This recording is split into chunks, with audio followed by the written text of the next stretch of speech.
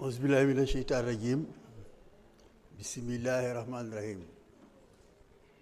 Monsieur le Président, maa ngi lay nuyu bu baax a baax.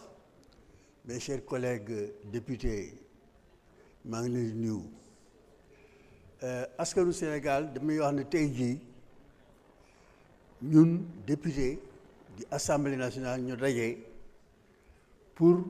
wote benn loi boo xam ne dafa nar a taxawal ci biir kër gi chaîne ñu koy wax chaîne parlementaire mooy télévision wax de wane suñu liggéey comme bi nga xam ne suñu liggéey ñetti pàcc la dañuy wote ay loi te loolu ay liggéey la yu am solo yu tar nag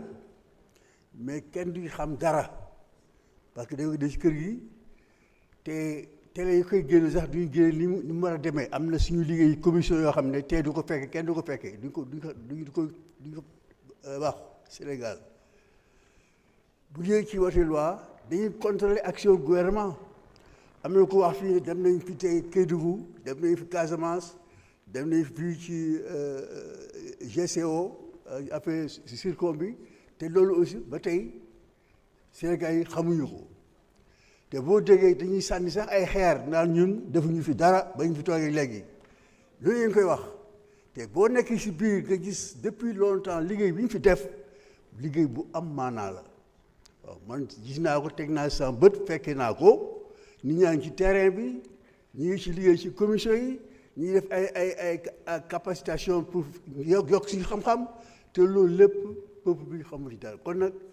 dañuy war a vraiment sargal ñi nga xam ne remercier bu baax a baax ñi nga xam ne ñoom initiative bi il fallait nag la 15e législature parce que 15e législature dafa am lu muy wund mooy Pastef moo ñëw assemblée waaw avec 130 députés changé ko complètement alors loolu c'est la rupture il fallait aussi que président assemblée nationale dafa nekkoon moo président commission de la communication de Pastef dans le combat moom xam ne valeur communication donc il faut ñu sag remercier ko aussi te jàppale ko ci liggéey bi dañuy bëgg nag suñu assemblée nekk une maison de verre bi amul lu ñu nëbb ñu liggéey mais je crois que ni ko sama collègue bi waxee il faut pas ñu utiliser nag kooku pour jàllale sa politique yow fa nga nekk il faut que donc dans le cahier des charges affaire bi leer ni ñu koy doxalee mu leer nañ sinon comme ni nga ko waxee ku nekk bu defee actif fu mu nekk doo bëgg a ñëw te loolu sax chaîne du ko attan su ki nekkee Gorée ki nekk Yoff ki nekk Njaaréem ki nekk Louga ku nekk di bëgg a couvrir mënta nekk moi je pense que il faut passer par les commissions nous avons 14 commissions permanentes seen programmation bu ñu ko déposé ñooñu la te war a suivre deuxièmement li gi wax dëgg la moi je pense que réfléchir naa ci dañu war a créer un conseil de surveillance composé du bureau et des délégués désignés par les commissions permanentes de travail ñu nekk un comité boo xam ne bi mooy suivre l'activité de la chaîne su ñu ko defee je pense que da nekk léegi nag suñu liggéey suñu li ñuy def suñu biir ku ne am na droit critique boobu parce que je me rappelle séminaire bi ñu defoon fële ci Zoom wax sonn nañ ci rek yàgg mais li fi juróom il faut reconnaître que appelé wu ci dara waaye le groupe parlementaire def nañ fa benn trois jours de débat mais conclusion amul dara luñ ci def loolu moo tax suñu honorable député Guy Marius Sagna di critiquer le bureau il faut accepter la critique pour ñu avancer la critique dafay defar dafay tax ñu soppi suñu doxalin dans l'intérêt de l'Assemblée nationale et du peuple sénégalais tey jii en tout cas bu ñu dañ woote loi bi mais nañu fexe ba ni ñu koy appliquer sur le terrain mu nekk lu wóor lu leer lu jub ba kenn du ko exploiter pour ses propres intérêts pour sa propre politique à la base mais ñu xam ne fii lañ ko jàllee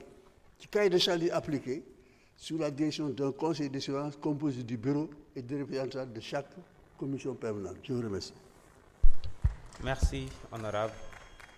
Mbaye Dione, vous avez la parole. Saïd Cissé se prépare.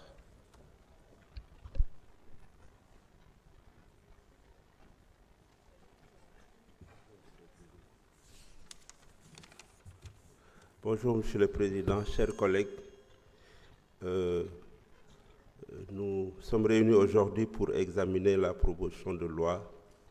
de 2026 portant création d'une chaîne parlementaire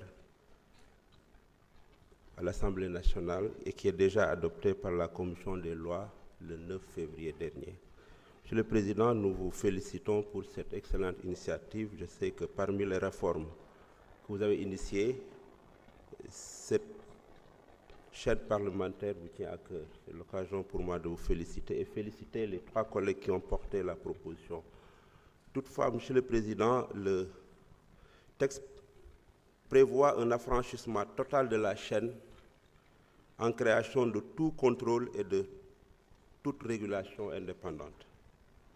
Ça soulève quelques préoccupations de ma part. En effet, il ressort du texte que la chaîne bénéficie d'un régime dérogatoire aux dispositions du Code de la presse. 2. La chaîne n'est pas soumise au régime d'autorisation ministérielle préalable et de redevance des services de communication audiovisuelle. 3. La chaîne n'est pas soumise au contrôle de l'organe de régulation sur l'exploitation des services, en l'occurrence le CNRA. 4. La chaîne n'est pas dans le champ de compétence de l'organe de régulation qui ne peut exercer sur elle aucun pouvoir de contrôle, d'autorisation, d'injonction ou de sanction à caractère éditorial. La chaîne est régie par un cahier de charges adopté par le bureau de l'Assemblée nationale. Enfin, la chaîne est soumise à une régulation interne exercée par le conseil éditorial sous l'autorité du bureau. Monsieur le Président, avec un tel contenu, le texte, à mon avis, viole la Constitution et les textes d'application, notamment la loi numéro 2006-4 du 4 janvier 2006 portant création du CNRA. Au terme de l'article 11 de la Constitution, le régime de la presse est fixé par la loi. Et selon l'article 2 de la loi portant création du CNRA, tous les médias audiovisuels entrent dans le cadre de son champ d'application de compétences, quel que soit leur statut juridique. Je rappelle que la RTS, qui a été également créée par une loi, est dans les compétences du CNRA. Et selon le Code de la presse, la liberté de presse s'exerce dans le respect de l'éthique, de la déontologie et des lois et règlements en vigueur à son article 56. L'exercice de toute activité d'édition, de distribution et de diffusion de services de communication audiovisuelle, quelle que soit la technologie utilisée, est subordonnée à une autorisation délivrée par le ministère en charge de la communication, après avis conforme de l'organe de régulation dans les conditions définies par le présent Code à son article 94. L'organe de régulation établit avec le concours technique de l'opérateur de diffusion les cahiers de charges des différentes catégories de services de communication audiovisuelle en son article 130. Le texte prévoit également une autorité de la chaîne parlementaire sur les autres acteurs de la chaîne de valeur de la communication audiovisuelle, notamment les distributeurs et les diffuseurs, ce qui est irréalisable car ces derniers sont régis par des cahiers de charges et conventions élaborés et adaptés par l'organe de régulation et ne peuvent recevoir d'instruments provenant d'un quelconque autre acteur. En conséquence, en vous rappelant encore que la RTS, créée également par une loi, est dans le champ de compétences de l'organe de régulation et est régie par un cahier de charges élaboré par ce dernier. C'est pourquoi, Monsieur le Président, malgré la pertinence de ce projet, et comme beaucoup de collègues l'ont soulevé avant moi, je pense que le principe d'autorégulation ne permettra pas à cette chaîne d'être en conformité par rapport aux dispositions légales de notre pays. Je salue la pertinence du projet, mais je demande à ces initiateurs de revoir la question